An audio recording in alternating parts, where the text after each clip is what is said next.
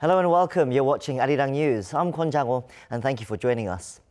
US President Donald Trump has said he doesn't care how long negotiations with North Korea take over denuclearization as long as there is no nuclear or missile testing. Is the North Korea denuclearization timeline at risk of being pushed back indefinitely?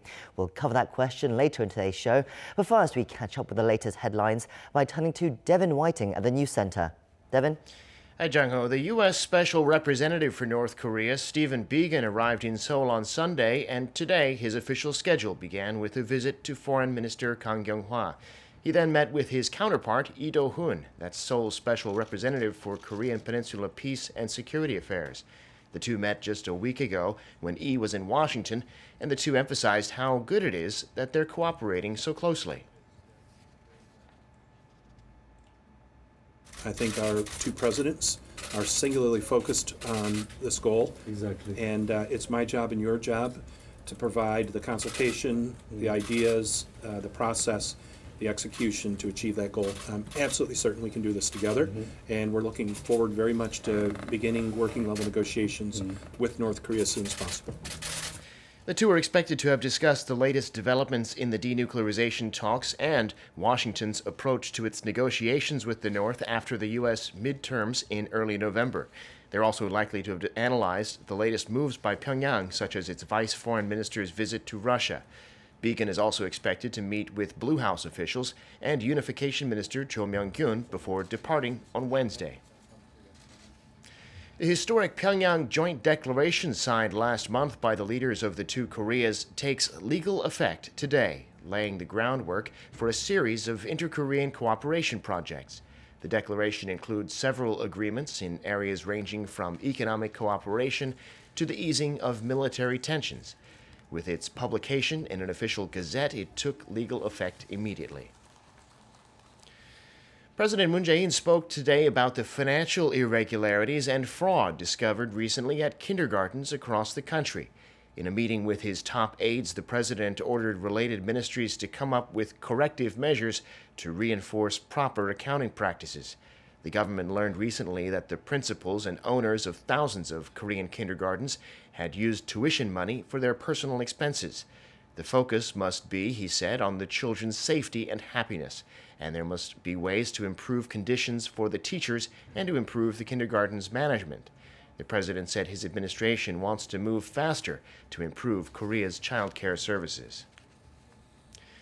President Moon will give a speech at the Nat'l Assembly on Thursday to call for bipartisan support for next year's roughly $412 billion budget bill. The government's already submitted the bill to the Assembly, but the rival parties disagree about the size of the proposed budget, which would be nearly 10% higher than this year's. The president's budget speech will be the third of its kind. He last addressed lawmakers in June 2017, asking them to pass his administration's supplementary budget. Today, the Nat'l Assembly is officially wrapping up its annual audit of government ministries and agencies. Under the spotlight on the final day is the Unification Ministry, as rival parties scrutinize the Moon administration's policies on North Korea, and especially President Moon's ratification of the Pyeongyang Declaration and the Inter-Korean Military Agreement. At the audit of the Ministry of Economy and Finance, lawmakers are clashing over the government's minimum wage hike, the high jobless rate, and the policy of so-called income-led growth.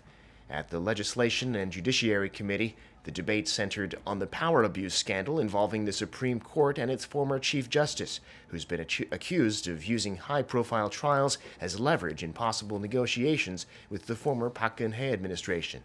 Most of the parliamentary committees will conclude their audits today, but 3 committees will keep going until November 7th. The National Assembly will now get ready to review the budget for next year. Planes are heading from South Korea to Saipan today to pick up hundreds of Korean nationals who've been stranded there since a typhoon hit the island last week. Once they're back, that'll be most of the Koreans who had been stuck there. Hong Yu has this report. More than 1,000 South Korean tourists stranded in Saipan after it was hit by a typhoon last week are expected to return home on Monday. The South Korean government has already managed to get more than 500 stranded South Korean tourists back home over the weekend after the Pacific island was hit by a typhoon last week. On Saturday, the South Korean government dispatched a military plane to Saipan. It has shuttled back and forth between Saipan and Guam, moving more than 400 people to Guam. Then South Korean charter planes brought them from Guam to Incheon. Saipan reopened its airport on Sunday, so now charter flights are being sent directly to the island. 4 South Korean planes will arrive in Saipan on Monday to bring around 800 to 900 South Korean tourists back. Only 1 South Korean plane was permitted to land on Saipan International Airport on Sunday due to the airport's condition. The South Korean military plane that was dispatched to Saipan will continue to fly between Guam and Saipan to help bring the remaining South Koreans home on Monday. Hong-yu, Arirang News. South Korea's stock market has seen extreme volatility over the past several weeks, and now the government has announced it's setting up a new fund to stabilize it. At a meeting Monday with the Financial Supervisory Service and the Korea Exchange, the vice chairman of the Financial Services Commission, Kim JungHyung, said the fund will be worth 500 billion won, or around $438 million. Korea's main index, the Kospi, fell 6% just last week and 20% this month on selling by foreign investors and local institutions. The heads of a dozen local securities firms also agreed this morning to set up an emergency monitoring system and to work with the government for stability. But despite that announcement, the Kospi fell below the 2,000 mark for the first time in 22 months, closing at 1,996. The suicide rate in South Korea is notoriously high, and that remains the case in the OECD's latest report. In 2016, Korea had the highest suicide rate among the countries in the OECD. In fact, it was more than twice the average. Our Park Hee-jun has the details. South Korea has once again been disgraced by being named as the country with the highest suicide rate in the OECD. According to a report released by the Ministry of Health and Welfare and the National Health Insurance Service on Monday, there were 25.8 suicides for every 100,000 people in Korea in 2016, which is way above the OECD average of 11.6. Latvia and Slovenia had the second highest suicide rate with 18.1 suicides, followed by Japan with 16.6. Turkey had the lowest rate with 2.1 suicides. The Korean National Police Agency says the main cause of suicides in 2016 was psychological illness, accounting for more than a third of the deaths. But other significant factors included financial difficulties, physical illnesses, and family problems. Experts also brought up the high income inequality compared to other developed nations and a low level of social integration. South Korea's suicide rate, however, has been on a steady decline since 2010. Statistics show that it's been falling after reaching its peak in 2009, right after the global financial crisis. The government has been working to lower the suicide rate through a range of countermeasures. Park Hee-jun, Arirang News. I'm Devin Whiting, and those are your news headlines.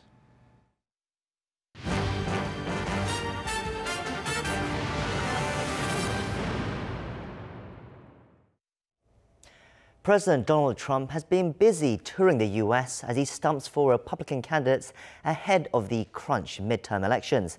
He was in North Carolina and Illinois over the weekend, touting his success with North Korea. But he also stressed once again that he's in no rush to settle the denuclearization issue anytime soon. Lee Seung-jae has this report. No rest for President Trump over the weekend, as he tries to ensure the Republicans maintain control of the House and Senate in the upcoming midterms. Kicking off in North Carolina, Trump slammed critics who said there had been a lack of progress on North Korea's denuclearization, saying the two sides are only 4 months into negotiations to try and end 70 years of conflict. He added that without him, there would have been a world war. At another rally in Illinois, President Trump again reiterated his role in preventing what he said could have been another major war with the North. He also mentioned fences around the DMZ in Korea, calling it a serious wall with a lot of electric currents going through it. President Trump is seemingly unconcerned about having any timeline for the regime's denuclearization, as long as there is no further nuclear testing by the North. while North Korean leader Kim Jong-un has previously mentioned January 2021 before the end of President Trump's first term in office as the goal. Trump said he does not want to play the time game, instructing his Secretary of State Mike Pompeo to avoid setting any timelines. Lee Seung-jae, Arirang News. For more, joining us today, we have with us Dr. Kim JungHyung from the Asan Institute for Policy Studies. Thank you for taking the time to come in today. It's good to be here. So Trump has said directly he doesn't care how long talks with North Korea take, as long as there are no nuclear and missile tests. That might suggest that there is no end in sight to resolve this problem with these issues with North Korea. What do you make of Trump's latest comments? Well, clearly there are two clocks ticking in the Korean Peninsula when it comes to North Korean nuclear issue. One is the clock ticking regarding North Korea's nuclear development, and the other clock is the sanctions having an impact on the North Korean economy. So we know that on the nuclear front, North Korea is abiding by the test freeze that they declared earlier this year, actually January 1st this year, with the Kim Jong-un speech. So in that sense, we can presume that there's no further development in North Korea's nuclear development. But on the other hand, sanctions are still remain in place and having probably an increasing impact on the North Korean economy. So if you compare the two dynamics, you can say that it's North Korea that's getting more desperate as time goes by. So in that sense, Trump can actually sit back and relax and see how North Korea responds to ongoing pressure on its economy. And eventually, probably Trump is expecting that Kim Jong-un might come to the negotiation table, offer a better negotiation terms to the United States. You say that North Korea are under more pressure, but some cynical minds would say that actually North Korea are very happy to have this delayed because they don't want to denuclearize, and it gives them a chance to stockpile more nuclear weapons while they wait. What do you say to this kind of criticisms? Well, clearly there's an upside to waiting. I mean, North Korea will have more time to perfect its ICBM and nuclear technology. But on the other hand, I think that they have, what they need way more time to develop and perfect this difficult and high cutting-edge weapons technology, whereas the clock ticking in the economic side is actually real. It's taking place every day, and we know that North Korea's level of import, which you can take it as a proxy for their income level within the country, has gone down by 40% this year compared to last. So in that sense, I think, on any economy, whose income goes down, national income goes down by 40%, that's an indication of major depression. So sure, North Korea is not a typical country, so they probably have a much higher threshold for pain, but that doesn't mean that they're not suffering from economic pain inflicted by the sanctions regime. So I think, North Korea probably is looking at two clocks ticking at the same time, and eventually North Korea will come to an understanding, a decision point where they'll have to send a message to Washington. On that economic point, Trump actually also stressed that during his rally speeches over the weekend. He said, if I quote directly, between China, Russia and South Korea, what a location, is going to be fantastic.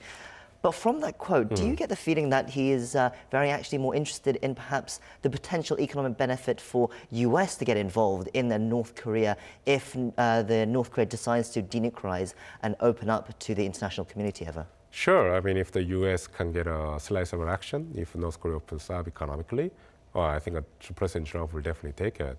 But I think what the phrase or expression you used, water location, is more connected with the fact that he's a real estate developer in New York City.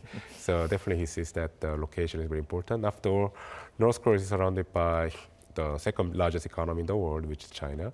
On the other hand, on the other side, you have Japan, the third largest economy. And to the north and south of North Korea, we have Russia and South Korea, which are neck to neck as number 11 or 12th largest economy in the world. So in that sense, North Korea has plenty of geographic and economic opportunities lying right next door to develop itself. So I think it's more of a reminding of North Korea of the message that he sent to Kim Jong-un in Singapore last June, that if North Korea commits to economic development and denuclearization, then there'll be so much payoff for him and for his country. As they say, location, location, location. Exactly. Anyway, meanwhile, the US Special Representative Steve Biegun, Trump's point man on North Korea at the moment, is back in South Korea right now. He's met with various officials, such as his South Korean counterpart, Lee Do-hun. Well, during the meeting, he stressed the need to bring an end to the Korean War, but then added that, quote, the primary requirement for us to get to the end point is to achieve final, fully verified denuclearization of North Korea. Now, that very specific mention of final, fully verified denuclearization, or FFVD, as we also know, seems quite telling. Do you think he deliberately wants to stress its importance in front of his Korean counterpart? Well, clearly there's that message. I mean, we can, the message itself is innocuous enough to take it as at the face value that this is just again an expression of a matter of principle, which is North Korea should commit a complete denuclearization. But then in the context of a growing gap in terms of between the two allies in terms of how to approach North Korea in terms of economic engagement and political engagement. Yes, in that sense, I think there's certain, like a message coming out, implicit message coming out of Seoul that we should reward North Korea for having committed and then maintained freeze on its nuclear development. And here, like a rewarding North Korea would be not a political reward of a meeting with Kim JungHyung, but which already happened a couple of times, but would be rewarding North Korea economically. So that's not something that the United States is not committed to yet. So I think clearly this innocuous matter of principle statement by Steve Biegun is again a reminder to the South Korean government that maybe it should slow down a little bit when it comes to engaging North Korea. What do you make of the timing of Biegun's trip to South Korea? It comes while there's still no word from North Korea on his talks with North Korean counterparts, and while relations with South Korea are also strained with a difference in position and opinion on how to deal with North Korean sanctions and cooperation. What message do you think he brings from Washington? Well, I think he's going to bring the same message he has brought to Seoul and also to Pyongyang, that North Korea will have to offer very concrete roadmap or timeline towards denuclearization. I mean, the time is not the point, it's about the details of what North Korea is committed to do in terms of denuclearization. So, but then the fact that he's actually coming to Seoul so often rather than going to Pyongyang, it's an indication that the negotiation with North Korea is at an impasse. So there's not much progress being made on that front.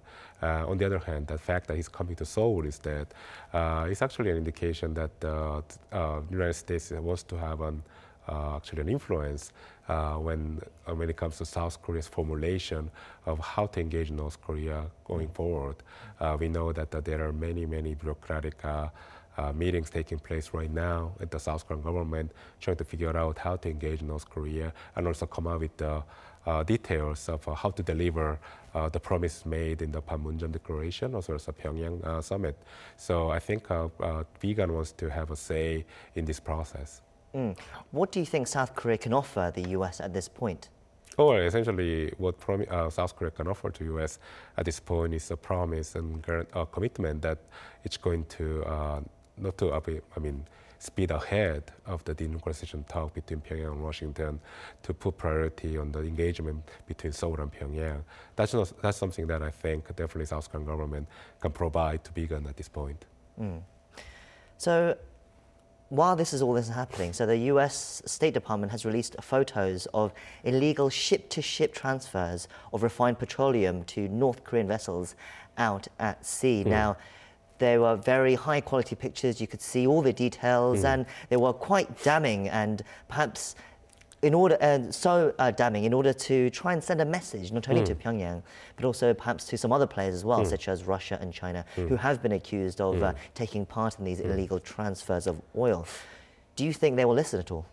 Well, I think China and Russia have already answered to this kind of reminder from the international community that these governments are not abiding by the international sanctions regime, and that is that China and Russia abide by the official sanctions, but they can't really control all the criminal elements who could be bypassing, evading the sanctions measures. So in that sense, I don't think it's going to influence the Chinese or Russian position regarding North Korea.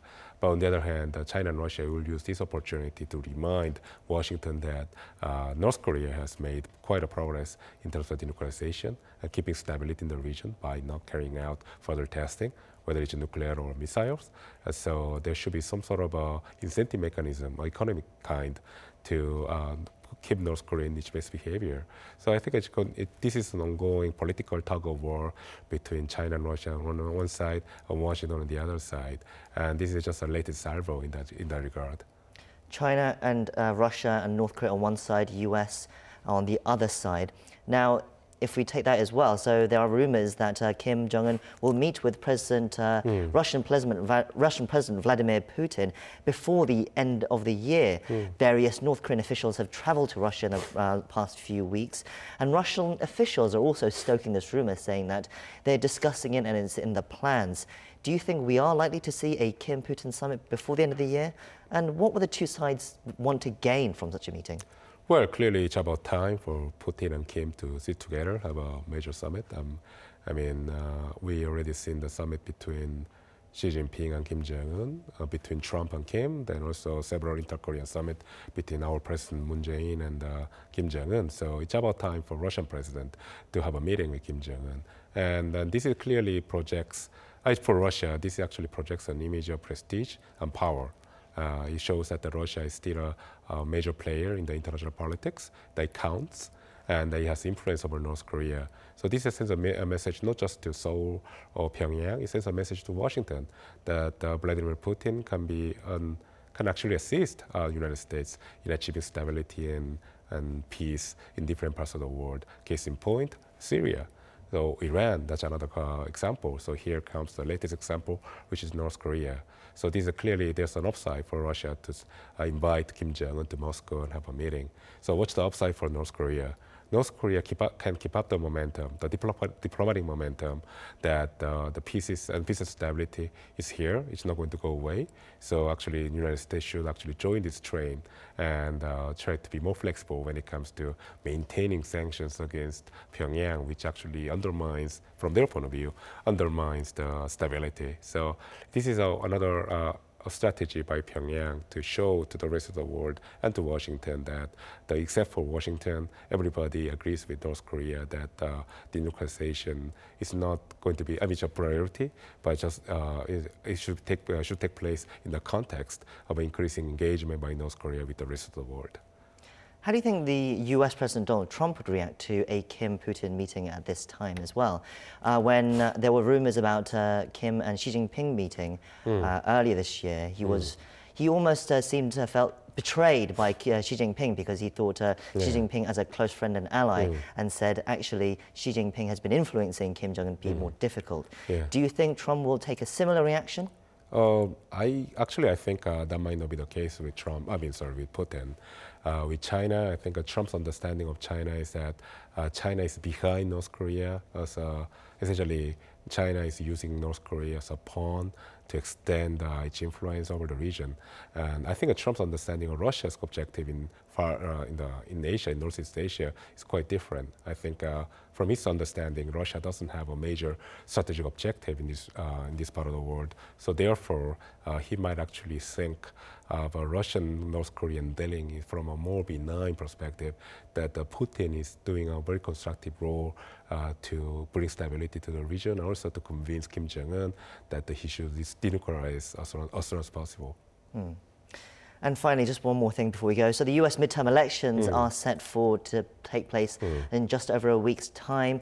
Trump said he would meet with Kim Jong-un after the midterms.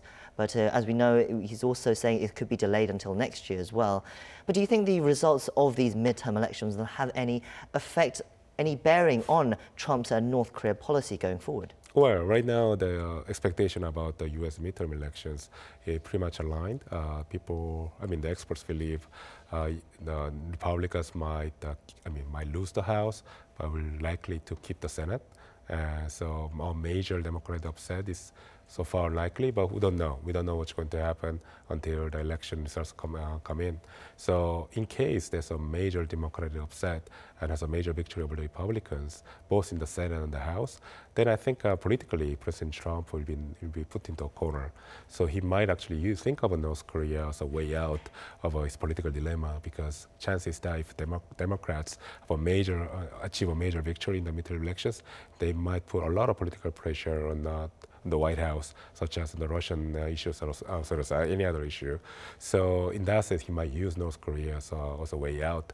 But on the other hand, as expectation dictates, I don't think there will be a major upset. If that's the case, Trump will probably stay the line when it comes to North Korea and probably delay a meeting with Kim Jong-un until North Korea delivers what he wants from North Korea, which is a major nuclear concession.